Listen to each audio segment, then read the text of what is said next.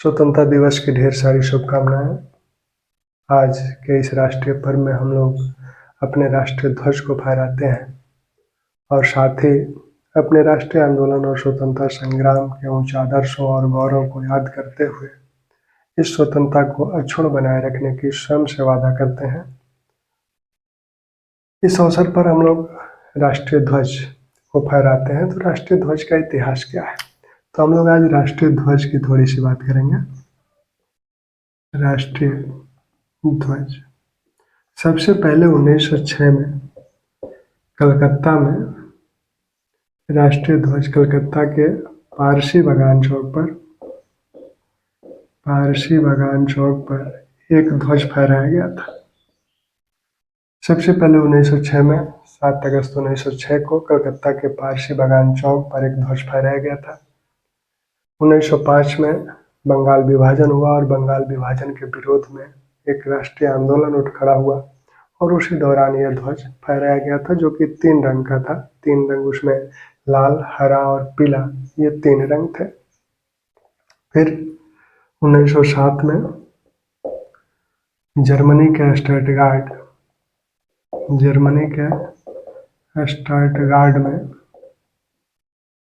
में एक ध्वज फहराया गया और इस स्टटगार्ट में द्वितीय इंटरनेशनल सोशलिस्ट कांग्रेस का आयोजन हुआ था और इसमें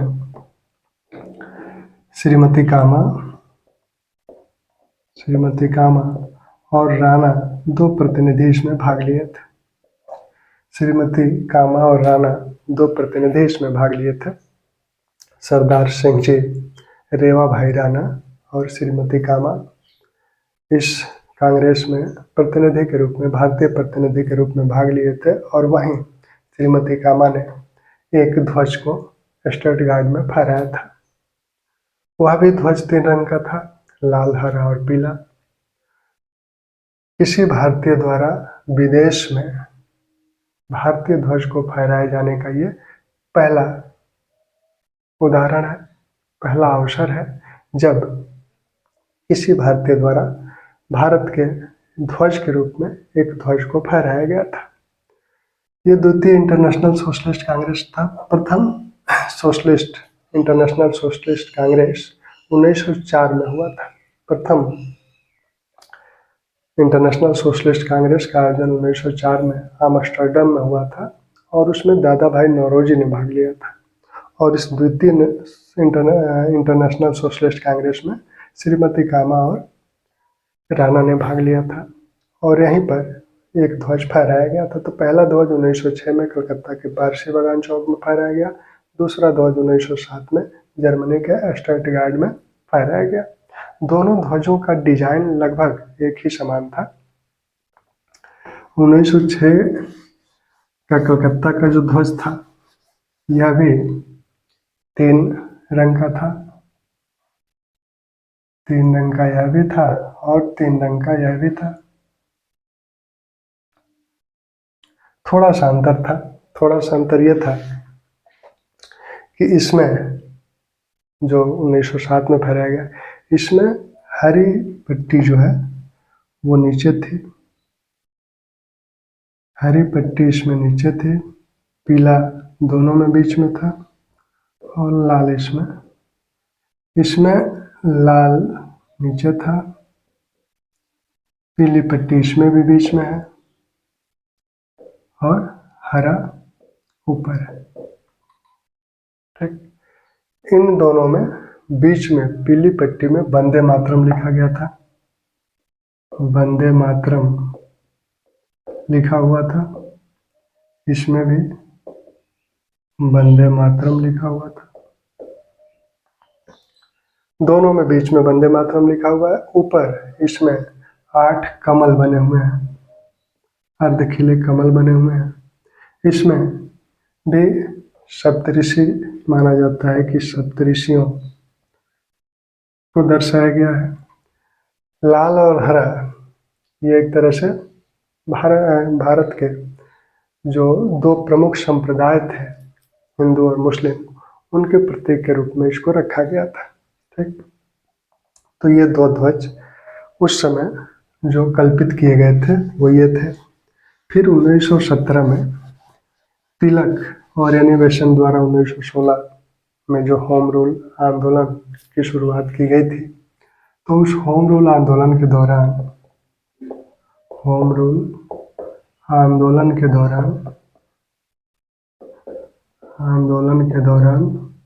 तिलक और एनी बेसेंट द्वारा एक ध्वज की कल्पना की गई थी, और वह ध्वज इसमें लाल और हरी पट्टियां थीं। बाईं तरफ ब्रिटेन का ध्वज बना हुआ था और दाहिनी तरफ अर्धचंद्र और स्टार बना हुआ था, और इसमें लाल और हरी पट्टियां थी। ये लाल पट्टी है और ये हरी पट्टी है, हरा। तो इस तरह के ध्वज की कल्पना होम रूल आंदोलन के दौरान की गई थी। तिलक और एनी बेसेंट की इसमें प्रमुख भूमिका थी। फिर 1921 में एक ध्वज बना। 1921 में विजयवाड़ा में एक सभा में गांधी जी को पिंगले वेंकैया ने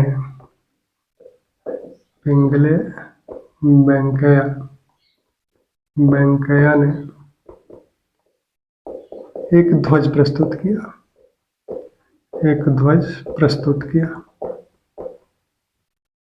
उस ध्वज में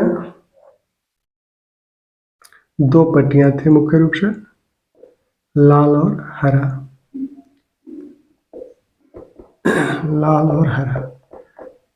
और इसमें चरखा बना हुआ था।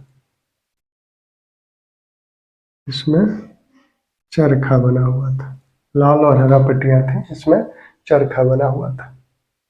फिर गांधी जी के सुझाव पर इसमें लाल पट्टी 2/3 भाग में थी, हरी पट्टी 1/3 भाग में थी। गांधी जी के सुझाव पर यह कहा गया कि इसमें एक सफ़ेद पट्टी भी रहे, तो अब सफ़ेद पट्टी भी हो गई। तो अब 3 पट्टियां हो गई, इसमें 3 रंग हो गए, लाल, हरा और सफ़ेद। ये 3 रंग गांधी जी के कहने पर इसमें शामिल किया गया। ठीक, विजयवाड़ा के पहले 1916 में पिंगले वेंकैया, जो कि ब्रिटिश सेना में रह चुके थे, अफ्रीका में वो सेवा दे चुके थे और उसी दौरान गांधी जी से प्रभावित हुए थे, उनका मानना था कि भारत का भी एक अपना ध्वज होना चाहिए। उन्होंने अफ्रीका में यह देखा था कि जो ब्रिटिश सैनिक थे वो ब्रिटिश ध्वज के नीचे शपथ लेते थे और मर मिटने को, अपने को न्यौछावर करने की शपथ लेते थे। तो उनका भी मानना था कि भारत का भी अपना एक ध्वज होना चाहिए, और 1916 में उन्होंने कांग्रेस की एक बैठक में अपना ये मंतव्य व्यक्त किया था। तब उन्हें कहा गया था ठीक है, आप एक ध्वज को बनाइए। और फिर गांधी जी जब विजयवाड़ा में 1921 में एक सभा को संबोधित कर रहे थे, तभी वेंकैया से उन्होंने कहा था कि आप वो ध्वज प्रस्तुत कीजिए। कहा जाता है कि 1916 से 21 के बीच वेंकैया ने कुल 30 ध्वजों का डिजाइन तैयार किया, जिसमें से यह ध्वज जो है जाके फाइनल हुआ था, जिसमें गांधी जी ने सफ़ेद पट्टी भी जोड़ने को कहा। फिर 1931 का वर्ष आया। 1931 में कांग्रेस का कराची अधिवेशन हुआ और इस अधिवेशन की अध्यक्षता सरदार वल्लभ भाई पटेल ने की। और इसी अधिवेशन में यह कहा गया कि इस ध्वज में संशोधन हेतु एक 7 सदस्यीय कमेटी बनाई गई। और इस कमेटी ने इसमें जो संशोधन किया उसमें यह किया कि लाल को इस कमेटी ने केसरिया रंग बना दिया। लाल को इस कमेटी ने, अब ये जो लाल और हरा रंग था ये दोनों जो भारत के प्रमुख संप्रदाय थे, हिंदू और मुस्लिम, उनका प्रतीक था। और चरखा जो है वो लोक कल्याण का प्रतीक था। गांधी जी ने उनसे ये आग्रह किया था कि उस ध्वज में चरखा भी रहे, क्योंकि चरखा जो है वो आत्मनिर्भरता और आम व्यक्ति का प्रतीक था। तो 1931 की जो कमेटी बनी, इस कमेटी ने इस ध्वज में थोड़ा सा परिवर्तन किया और लाल रंग को केसरिया रंग में तब्दील किया। तो अब यह केसरिया हो गया, बीच में सफेद हो गया। केसरिया, हरा और सफेद। केसरिया, हरा और सफेद। और बीच में इसमें, इस सफेद रंग के बीच में इसमें चरखा बना। अब ये चरखा पहले पूरे ध्वज तीनों रंगों में शामिल था, अब यह बीच में ये चरखा आ गया, ये चरखा बीच में आ गया। ठीक। फिर जब ये हुआ कि 1947 15 अगस्त 1947 को भारत आज़ाद होगा, तो उसके पहले एक ध्वज होना चाहिए। एक ध्वज तो था ही। 1921 से जो ध्वज गांधी जी वेंकैया द्वारा जो तैयार किया गया था, गांधी जी ने उसकी अनुमति दे दी थी, तो कांग्रेस के अधिवेशन में उसका प्रयोग हो रहा था। 1931 में इस ध्वज को कांग्रेस ने एक तरह से औपचारिक रूप प्रदान किया। फिर भारतीय जो संविधान सभा थी, उसके समक्ष ये प्रश्न आया कि ध्वज को वही, इसी ध्वज को अपना लिया जाए कि इसमें थोड़ा सा परिवर्तन हो। तो इसके लिए एक तदर्थ समिति का गठन संविधान सभा में किया गया। संविधान सभा ने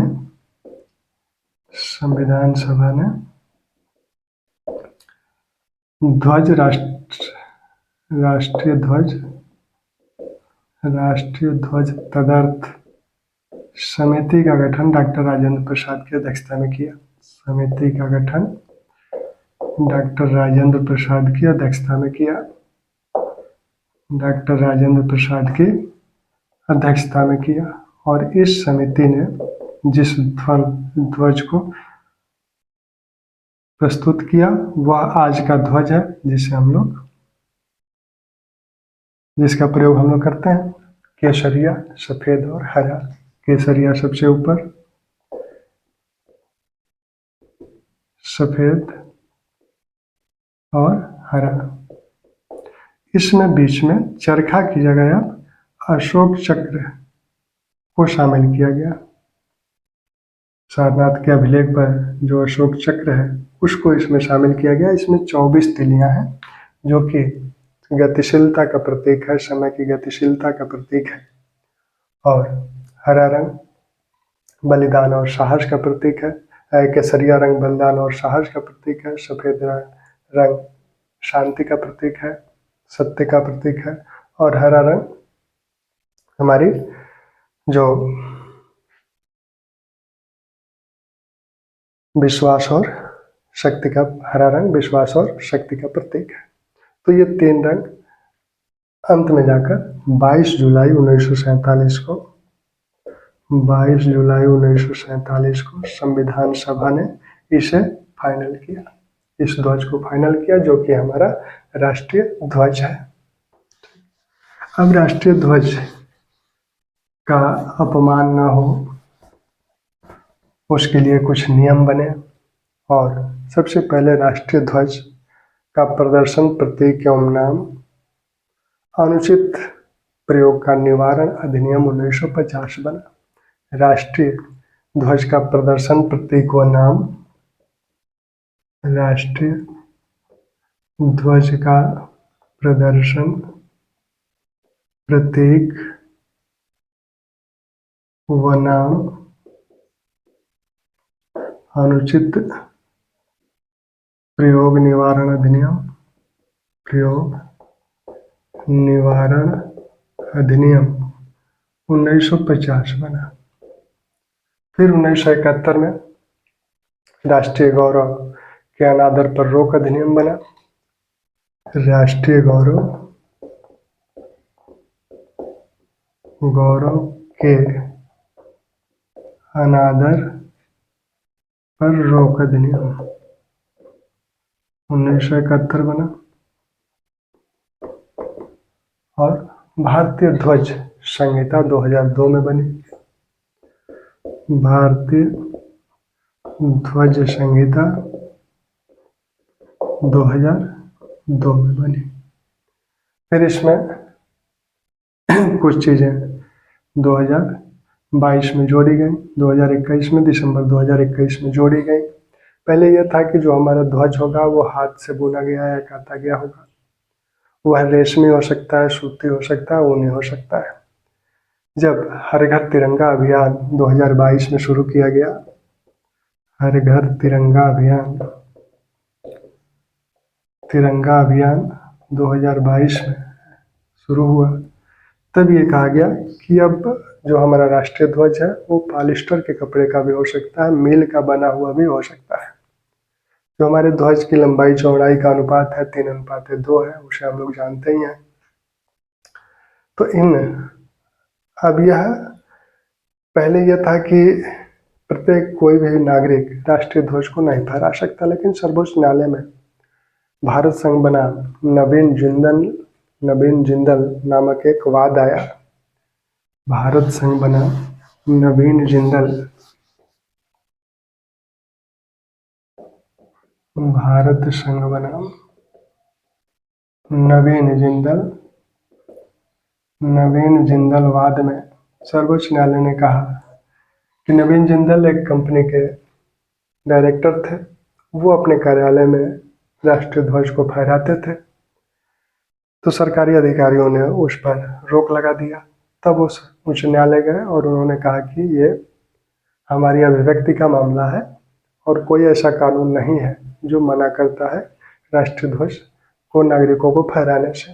उच्च न्यायालय ने कहा ये सही है, अनुच्छेद 19 के तहत ये अभिव्यक्ति की आज़ादी है, हमें अपनी देशभक्ति को अभिव्यक्त करने का ये तरीका है। फिर भारत सरकार सर्वोच्च न्यायालय गई और भारत संघ बनाम नवीन जिंदल वाद में सर्वोच्च न्यायालय ने फिर वही कहा कि अनुच्छेद 19 के तहत अभिव्यक्ति को व्यक्त करने का एक तरीका है, राष्ट्रीय ध्वज को सबको फहराने की स्वतंत्रता होनी चाहिए। अब आज स्थिति यह है कि सभी व्यक्ति अपने राष्ट्रीय ध्वज को फहरा सकते हैं।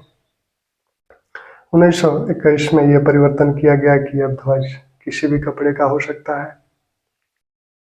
अब हर व्यक्ति फहरा सकता है, रात दिन किसी भी समय फहरा सकता है। पहले यह था कि सूर्योदय से सूर्यास्त के बीच ही ध्वज को फहराया जाएगा। तो हर घर तिरंगा अभियान में यह छूट दे दी गई है कि आप कभी भी राष्ट्रीय ध्वज को फहरा सकते हैं। जो 3 अधिनियम हैं, उन अधिनियमों में जो निर्देश दिए गए हैं उनका पालन करते हुए, यानी राष्ट्रीय ध्वज का अपमान नहीं होना चाहिए, उसका अनादर नहीं होना चाहिए, उसके जो मानक हैं उन मानकों का पालन करते हुए आप राष्ट्रीय ध्वज को फहरा सकते हैं। राष्ट्रीय ध्वज को जब फहराया जाता है किसी सभा में, तो वक्ता के दाहिनी तरफ उसे होना चाहिए।